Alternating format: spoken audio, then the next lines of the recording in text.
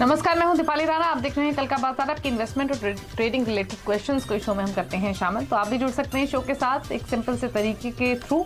आप हमें व्हाट्सएप के जरिए अपने सवाल भेज दीजिए। 7045220000 ये हमारा व्हाट्सएप नंबर है। फेसबुक ट्विटर पर ये शो लाइव भी जा रहा है, आप वॉच भी कर सकते हैं, साथ ही अपने क्वेश्चंस भी हम तक पहुंचा सकते हैं। आज हमारे साथ dstreetwinners.com की रचना वैद्य मौजूद हैं। रचना से बातचीत करेंगे, लेकिन उससे पहले बाजार में आज क्या हुआ वो आपको बता देते हैं। फेड के आउटकम से पहले बाजार में आज दबाव देखने को मिला। सेंसेक्स 500 पॉइंट गिरकर 55,268, तो निफ्टी 147 पॉइंट गिरकर 16,484 पर क्लोज हुआ।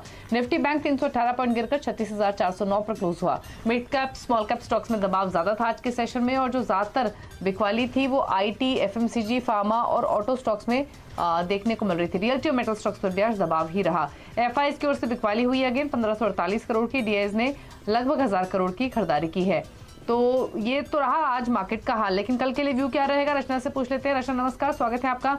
बताइए कल के लिए एक आउटलुक। पहले तो ये 6 दिन की तेजी के बाद लगातार दूसरा सेशन जब प्रेशर था, डेफिनेटली ग्लोबल क्यूज को मार्केट वॉच कर रहा है, लेकिन इंपॉर्टेंट सपोर्ट के नजदीक ही क्लोजिंग हुई है निफ्टी की।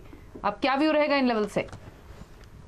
जी गुड इवनिंग। और मेरा व्यू ये रहेगा कि शॉर्ट टर्म में जो अपस्विंग चल रहा था वो एज ऑफ नाउ होल्ड पे आ चुका है। एंड अभी जो निफ्टी पे फ्यूचर्स पे सपोर्ट बनता है वो यहाँ से थोड़ा सा फर्दर दूर वाला जो सपोर्ट है वो ज्यादा रिलायबल रहेगा, जो कि 16,250 और 200 के बीच में आता है। और जहां तक बैंक निफ्टी की बात है तो उसमें भी जो रिलायबल सपोर्ट जिसको कह सकते हैं वो यहाँ से काफी नीचे है, करीब करीब 35,400 से 500 के बीच में आ सकता है। तो यहाँ पे अभी शॉर्ट टर्म के लिए डाउन स्विंग को कंटिन्यू होने की निफ्टी और बैंक निफ्टी दोनों पे उम्मीद बनानी पड़ेगी।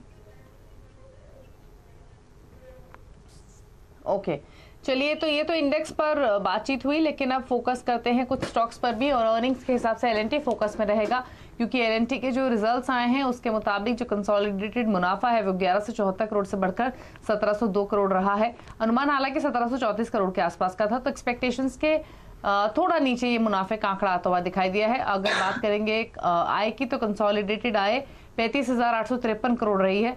ये आंकड़ा अनुमान से थोड़ा सा बेहतर था। एबिटा 4000 करोड़ के आसपास आया है, और ये भी एक्सपेक्टेशंस के हिसाब से थोड़ा बेटर साइड पर रहा है। एबिटा मार्जिन्स भी आपको बता दें तो ये 10.8% से बढ़कर 11.04% पर रहे हैं। अगेन एक्सपेक्टेशंस के आसपास ही आंकड़े रहे हैं। तो पहले तो एलएनटी पर एक राय ले लेते हैं। इसने मार्केट की वीकनेस में तो पार्टिसिपेट भी नहीं किया रचना। आज भले ही ये थोड़ा कमजोरी के साथ बंद हुआ है, लेकिन ओवरऑल अगर पिछले कुछ महीने की परफॉर्मेंस देखें तो अर्निंग्स मिले जुले लग रहे हैं। क्या व्यू रहेगा कल के लिए? जी, यहाँ पे अगर कल के व्यू की बात करें तो जो आज गिरावट आई है थोड़ी बहुत, वो थोड़ी फर्दर कंटिन्यू हो सकती है, क्योंकि सपोर्ट अब शॉर्ट टर्म के हिसाब से यहाँ पे थोड़ा दूर है। सपोर्ट कैन कम इन 1700 के आसपास का सपोर्ट जो है वो रिलायबल है, नॉट बिफोर दैट। तो शॉर्ट टर्म के लिए व्यू नेगेटिव रहेगा, लेकिन मीडियम टर्म के हिसाब से अगर देखा जाए तो काउंटर में स्ट्रेंथ है। ओके चलिए, तो ये मीडियम टर्म और नियर टर्म के हिसाब से आउटलुक दिया है। टाटा पावर का भी चार्ट एक बार निकाल लीजिए रचना आप। यहाँ भी अर्निंग्स का इम्पैक्ट कल के सेशन में दिखाई देगा, क्योंकि अगर आंकड़े दिखाए तो कंसोलिडेटेड मुनाफा 391 करोड़ से बढ़कर 794 करोड़ रहा है। आय भी 10,132 करोड़ से बढ़कर 15,000 करोड़ के आसपास आई है। एबिटा हालांकि कंपनी का कम हुआ है, 2345 करोड़ से घटकर 1683 करोड़, और एबिटा मार्जिन भी 23.1% से घटकर सीधे 11.6% के आसपास आए हैं। तो एक बार टाटा पावर का भी चार्ट देखकर बताइए क्या व्यू रहेगा कल के लिए? जी, टाटा पावर की अगर कल की बात करें तो ये किसी भी कंडीशन में अगर 232 के ऊपर निकलता है तो यहाँ पे पॉजिटिविटी वापस से लौटेगी, जो इस काउंटर को 250 की तरफ और फिर उसके बाद 265 की तरफ लेके जा सकती है। लेकिन जब तक ये 232 के नीचे रहेगा तब तक थोड़ा फर्दर करेक्शन आने की संभावना है, जो इस काउंटर को 210 और 200 के तरफ लेके जा सकती है। तो 232 को एक थ्रेशोल्ड मान के चले, उसके नीचे शॉर्ट टर्म वालों को शॉर्ट रहना चाहिए, और 232 के ऊपर पॉजिटिविटी दोबारा लौट सकती है। ओके ठीक है, तो ये सजेशन आपको मिला है टाटा पावर पर लेवल्स के हिसाब से। और इस बीच आपको बता दें आईएमएफ ने भारत का ग्रोथ का अनुमान घटा दिया है। आईएमएफ ने FY23 में भारत का ग्रोथ अनुमान 0.8% से घटाकर 7.4% किया है, जबकि FY24 में 6.1% ग्रोथ रहने का अनुमान दिया है। और आईएमएफ ने आरबीआई पॉलिसी में सख्ती की वजह से भारत का ग्रोथ अनुमान घटाया है, और दुनिया भर में मंदी की आशंका भी आईएमएफ ने जताई है।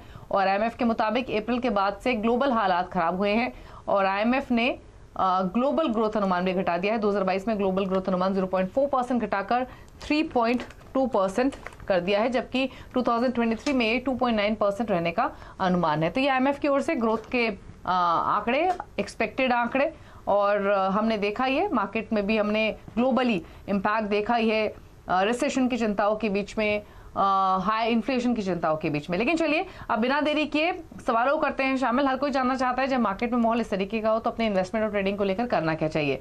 उसी कड़ी में पहले कॉलर से बातचीत करते हैं। महिपाल रावत दिल्ली से हमारे साथ हैं फोन लाइन पर। महिपाल जी नमस्कार, स्वागत है आपका। बताइए क्या सवाल है, क्या पूछना चाहते हैं? हाँ मैम, मैंने जोमेटो का शेयर लिया है मैम, 200 शेयर है मेरे पास।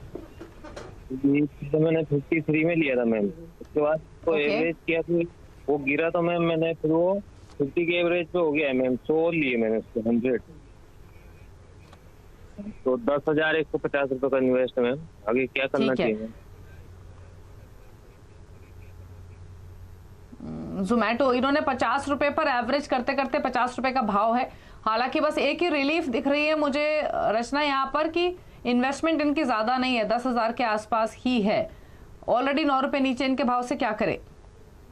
जी आपकी बात बिल्कुल सही है। इनका छोटा अमाउंट है जो इन्वेस्टेड है, इसीलिए फिकर थोड़ी कंट्रोल में रह सकती है। अदरवाइज टोटली फिकर वाली बात है। यहाँ पे मैं निकालने के लिए कोई भी सपोर्ट निकाल के दे सकती हूँ, लेकिन उसका कोई मतलब नहीं है क्योंकि बिल्कुल स्ट्रॉन्ग डाउन ट्रेंड है। यहाँ पे कोई रिलायबल सपोर्ट नहीं बन रहा नजदीक में। और जैसी मूवमेंट पिछले 2 दिन में हमने देखी है, ऐसी ही मूवमेंट अगर आने वाले 2-3 दिन अगर हम देख ले, एटलीस्ट 2 डेज, तो that would not be surprising. तो उनको अपने हिसाब से तय करना पड़ेगा कि उनको अपना लॉसेस कट करना है कि क्या करना है। बट ये फॉल रुकने का कोई इरादा हो इसका ऐसा नहीं लग रहा। In fact next 2 days could be equally difficult जितने पास्ट 2 डेज डिफिकल्ट रहे हैं इस काउंटर के लिए। ओके, ठीक है। अगले कॉलर से बात करेंगे। शैलेंद्र है हमारे साथ फोन लाइन पर लखनऊ से। शैलेंद्र जी नमस्कार, बताइए क्या सवाल है आपका? नमस्कार मैम, मेरे पास 2 स्टॉक हैं। एक टाटा पावर्स के हैं 500 शेयर 209 के भाव से, और हिंडाल्को है मेरे पास 800 शेयर 376 के भाव से। तो मैं इसको अभी 1-2 महीने और होल्ड कर सकता हूँ। ठीक है, तो टाटा पावर तो इनके भाव से ऊपर ट्रेड कर रहा है, 209 की खरीदारी है। हिंडाल्को में भी इन्होंने बताई अपनी पोजीशन। हिंडाल्को में आपका बाइंग प्राइस क्या है, एक बार फिर से बताइए प्लीज। 376। तो बताइए रचना, क्या सजेशन दोनों ही शेयर्स पर, हिंडाल्को और टाटा पावर? जी हिंडाल्को की जहां तक बात है तो यहाँ पे शॉर्ट टर्म में जो अपस्विंग बना है वो और कंटिन्यू होने के चांसेस है। और अगर मार्केट थोड़ी सी भी कहीं पे संभलेगी, जिन दिनों में कुछ पॉजिटिविटी रहेगी, तो यहाँ पे अच्छी मूवमेंट आ सकती है जो हिंडाल्को को 400-410 की तरफ लेके जा सकती है। तो यहाँ पे इनको अपना एसएल जो है वो एंट्री के करीब ही ले लेना चाहिए, सो दैट रिस्क एक बारी को निकल जाता है और फिर वो अगर पॉजिटिव चलता है स्टॉक तो उसको राइड कर पाएंगे टुवर्ड्स 410 और 420। एंड जहां तक टाटा पावर की बात है, उनका 1 महीने जितना ही नजरिया है। तो यहाँ पे फिलहाल जैसे हमने थोड़ी देर पहले ही बात करी, एक डाउन स्विंग बन सकता है। जब तक ये 232 के ऊपर नहीं निकलेगा तब तक फर्दर कंटिन्यूएशन के चांसेस कम रहेंगे, स्पेशली बिकॉज ओवरऑल मार्केट थोड़ा डाउन स्विंग में जाता हुआ कुछ दिनों के लिए नजर आ रहा है। इसलिए अगर ये 232 के ऊपर निकल गया then there is a possibility कि यहाँ से फर्दर कंटिन्यूएशन इसको 243 एंड 256 की तरफ लेके जा सकता है। नेवरदलेस इनका 210 के आसपास का बाइंग है, तो इनको अपना एसएल जो है 220 के आसपास ले लेना चाहिए, ट्रेल कर लेना चाहिए।